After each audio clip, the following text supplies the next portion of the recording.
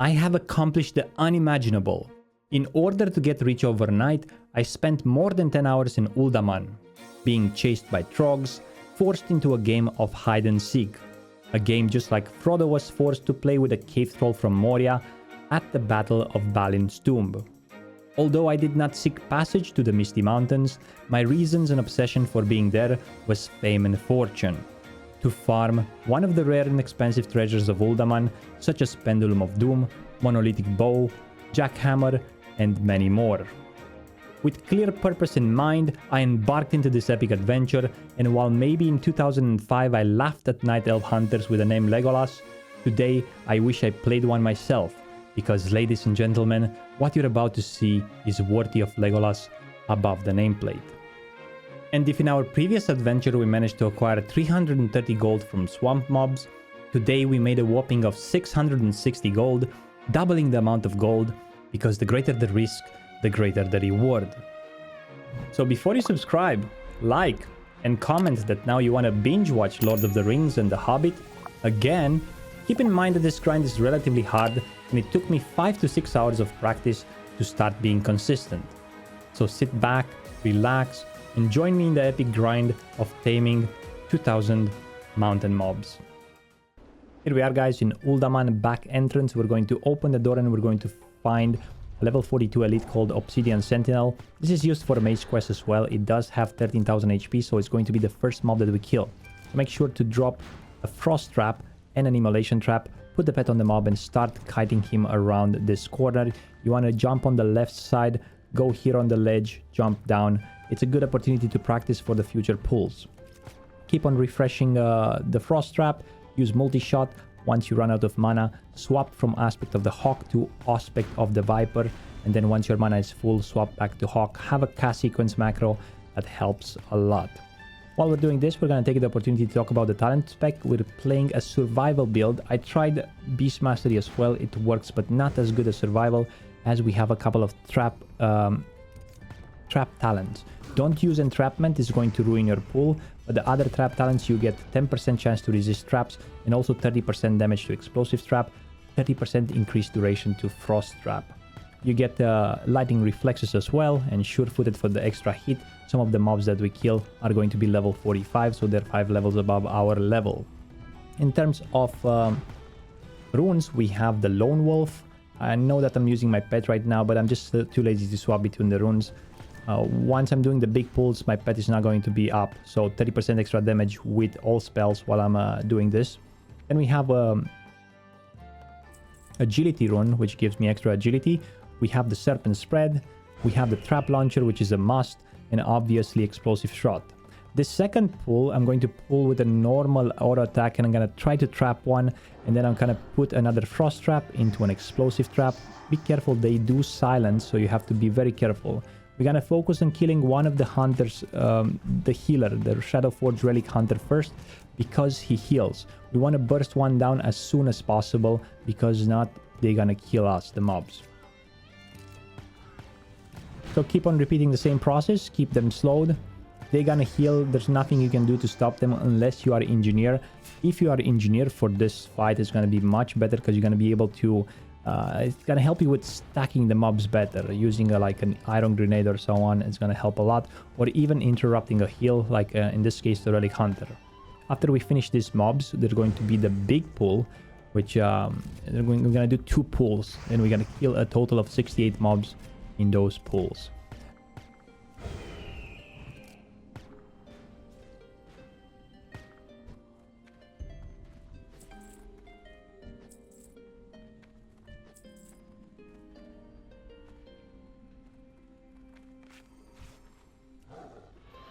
There is one more Shadow Relic Hunter dwarf hiding exactly after the corner. I would recommend killing this one. If not, it's going to ruin your pool. It only takes like 30 seconds to kill him, maybe a minute. Kill him as well. It takes a total of 4 minutes to kill the giant sentinel and the 4 dwarves. As soon as you kill the dwarves, you're going to use Eye of the Beast to control our pet to do one of the big pulls, one of the 2 pulls. I'm trying here to avoid the first bat so I can use my sprint later, but he's going to get pulled by the mobs once they patrol back. Here, as I'm lucky as well, I didn't get dazed. Now I aggroed. I aggro, I try to strafe and sprint. Make sure you have the sprint on a button. And then I come here, I pull the 2 brawlers, and I pull the ones on the left side here, and then I go rush into the level 45 elites. This is kind of tricky. Try to not get dazed. Swipe left and right, and if you can do all the way until the end, this is a huge pull. Now, this is a dangerous pull. If you're doing it for the first time, I don't recommend going into that room with the level 45 mobs. Just clear the normal mobs until you learn the pull. But I'm doing the big pulls because I know how to do them. I've done them for a long time. Now, the first thing I do, as you saw, I put a frost trap on the ground, and I also put an explosive trap a bit later, so mobs will get slow, and then many of them will go into the explosive trap. I resurrect my pet, and then I dismiss it immediately, so I can benefit from the lone wolf, and I have it ready for the next pull as well. I drop next to the stairs, frost trap, and an explosive trap. Now here, you want to juggle a bit. You jump up, jump down, try to go a bit outside, because if you don't go outside, the mobs don't understand that you jumped down. Then I continue walking towards you. As you can see, now they're slowed. Now I'm gonna allow them to go into my explosive trap. Unfortunately, I popped another one. A mistake for me there. I could have done double damage. And you only want to pick a bit. When you see the Geomancer casting a fireball, you pick back in and you wait for the fireball to be casted. Don't go outside and get hit by the fireball. As you can see, you want to go up and down, and all around. Always refreshing and 30 seconds cooldown the frost trap, and always applying explosive shot on the Geomancers and explosive trap on the ground. Next to the stairs is perfect. Don't be too shy. Now, I have an auto shot macro. My auto shot macro has /target Stone Vault Geomancer. So that's how I target my Geomancers. You want to keep repeating until you kill the Geomancers. At the beginning, try to pull only like 2 casters. I can pull probably now like 6 or 7 or all the casters if it's possible. The only problem would be that my pet would die on the pull. So this is probably one of the biggest pull I've ever done. It's going to take more time because there are level 45 mobs, the red ones inside. And they take like half of damage or even less. And they resist a lot of the explosive traps and so on. But pretty much. Sometimes if you don't jump down and come far away from the pillar, the mobs will continue walking towards you. And then there's a chance to split the mobs. And if that happens, check out the casting of the casters. Whenever they start casting, go towards the side that the mobs are patrolling so you can stack them up again.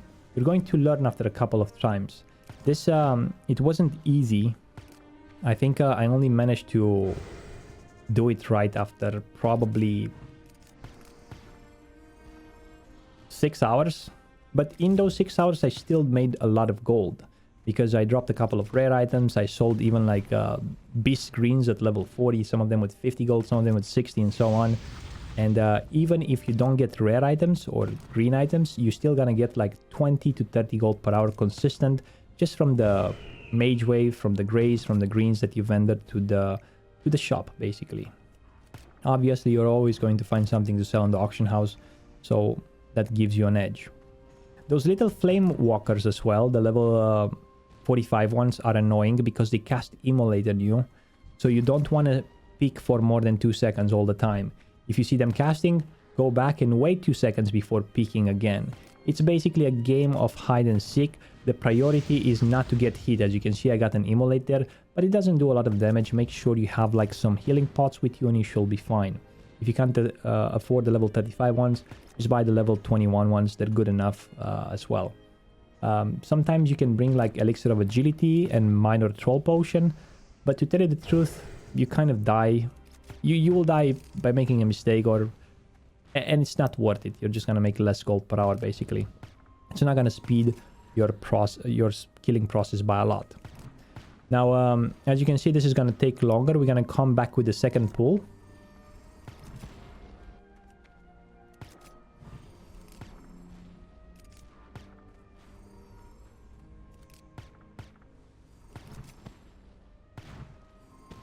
I think I spent a bit too much time killing those because I was playing it over safe because I was recording it for YouTube. And my scorpions despawned. I think some of them because I had less loot at the end. But nevertheless, once you learn it, you're gonna play a bit more aggressive, you're going to be able to shot from above and then jump down and shot again. I'm going to give a couple of more tips in the next pull. Here we are with the second pull. We go into Eye of the Beast. As you can see, we went a bit further down the tunnel. The reason why we're going a bit more in the tunnel is because sometimes the mobs reset if you're too far away. So we use Eye of the Beast. We have 60 seconds. The second pull is going to be much better. It's not going to have a lot of red mobs because we killed the ones from the right. Now we're going to pull mostly like brawlers and geomancers. So we have here the first brawler. It's a troll. We should have got him last time. As soon as we body pull one, we're going to use sprint. We're going to try to juggle and jump, try to avoid getting dazed. And I'm actually lucky with this pull. Sometimes you get dazed, your pet dies, you have to feign that and redo it. And here we are. We managed to pull entire room, including the boss. We're going to drop a frost trap, then 10 yards further an explosive shot, explosive trap. And then we're going to wait here a bit for the mobs, because if you run outside, the mobs might reset. Our pet didn't die, which if there would be an next pull, it would be great. Usually in this time, we try to res the pet immediately and then dismiss it so we can benefit from Lone Wolf. On the right side, you can see all of my runes that I'm using here. Those are the ones that you must take pretty much. And here we have a sound issue, as you can hear it.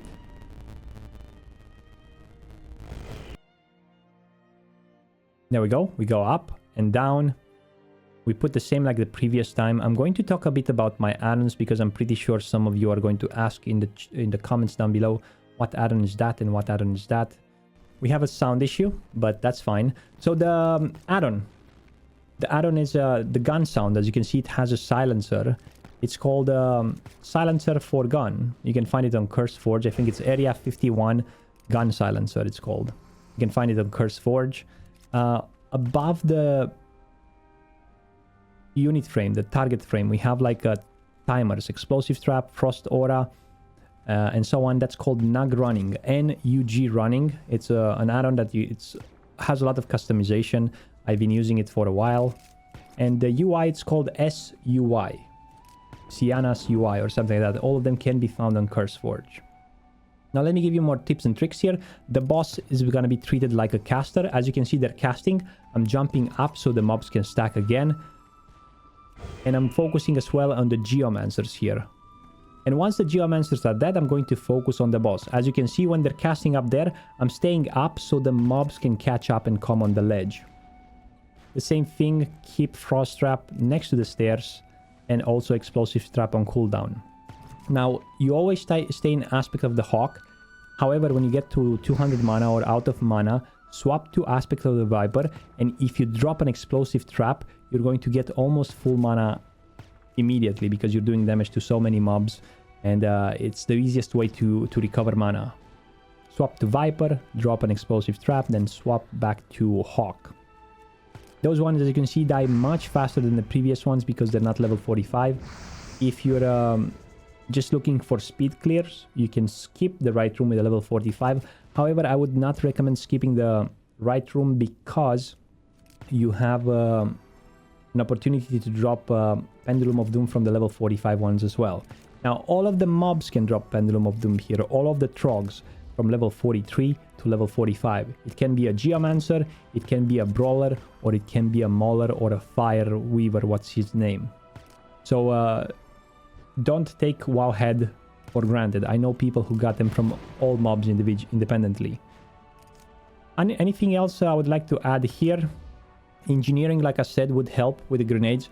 Sometimes whenever you're up here and you're jumping down, the mobs will continue to run on the ledge towards you, and they will hit you and you will die. You only need to get hit once, because they hit for a lot, 600 plus crushing crit.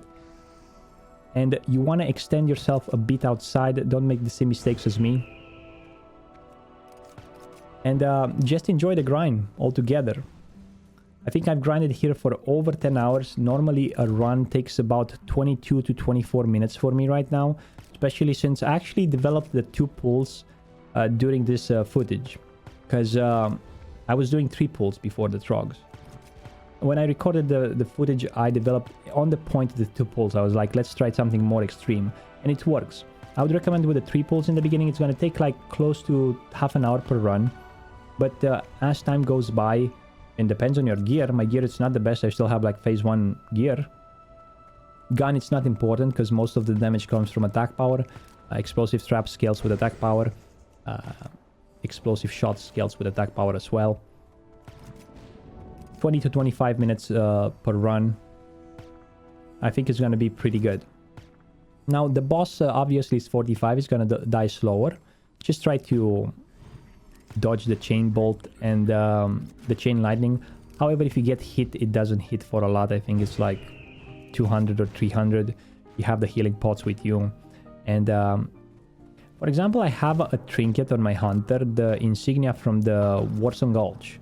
That restores 7 health every 5 seconds. So it could help as well.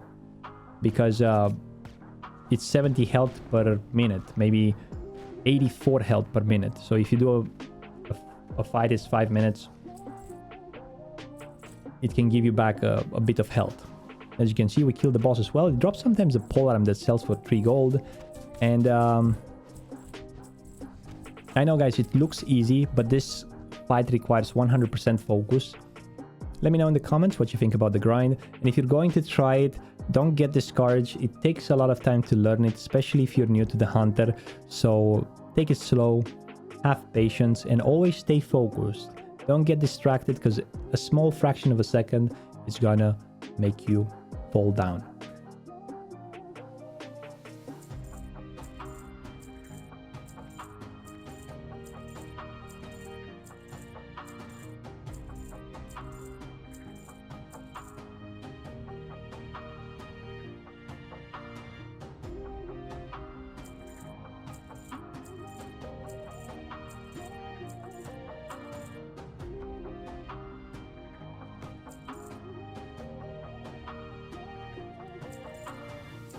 Hope you enjoyed the video, guys. If you did, smash like, and given the fact that you're still watching the video, you might be interested in my second YouTube channel, Frostadamus TV.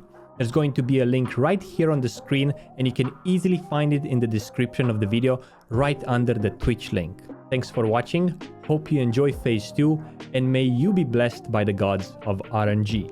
Until next time, stay frosty. Bye bye!